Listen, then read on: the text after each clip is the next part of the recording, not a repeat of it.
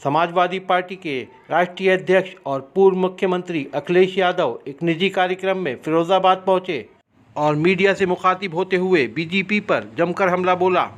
वहीं paper leak होने पर कहा कि आखिर सरकार का हर पेपर लीक क्यों हो रहा है, कहीं सरकार की जानबूझकर तो लीक नहीं कर रही। लीक हुआ है, आखिरकार सरकार का हर पेपर लीक क्यों हो रहा है?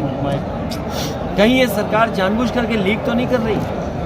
जो सरकार ये कहती हो कि दुनिया में हमारी 5वीं अर्थव्यवस्था बन गई है, उस सरकार में पेपर लीक हो रहा हो, किसान दुखी हो, नौजवान सड़कों पे हो, तो हमारा देश कैसे तरक्की करेगा? जो लोग भारत माता की जय के नारे लगा कर ही भाषण शुरू करते हैं, उन्होंने अग्निवीर जैसी व्यवस्था दी है, खराब व्यवस्था, नौजवानों का भविष्य अंधकार में डाला है। तो राष्ट्रवादी वही होगा और राष्ट्रवादी सरकार वही होती है जो किसान को खुशहाल बनाए, नौजवान का भविष्य बेहतर करे।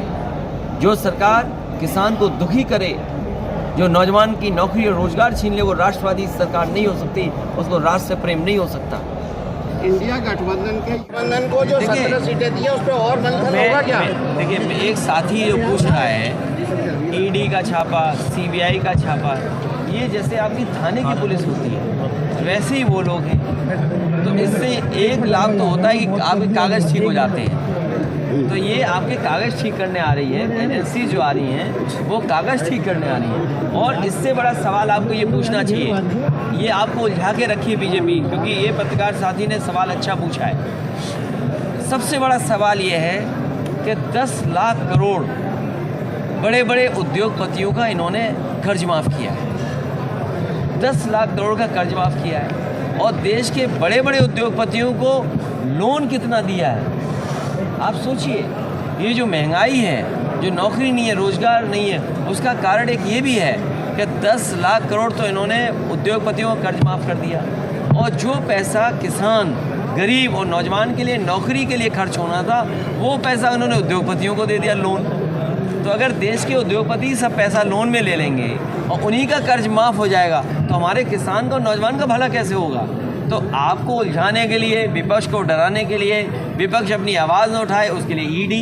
अरे ईडी अभी तो विपक्ष में चल रही है, ये हमारा पत्रकार साथी जब न्यूज़ चलाएगा तो ये भी चलाएगा कि जो अखबार, जो टीवी न्यूज़ कभी सरकार के खिलाफ दिखाता है उस पर भी सीबीआई और ईडी हुई है। हुई कि नहीं हुई? 25 तारीख को कार्यक्रम में शामिल भी होने में जा रहा हूँ और बहुत जल्दी तारीख आ जाएंगी। अभी ज़रूरत ये है कि जनता को मुद्दे समझाना।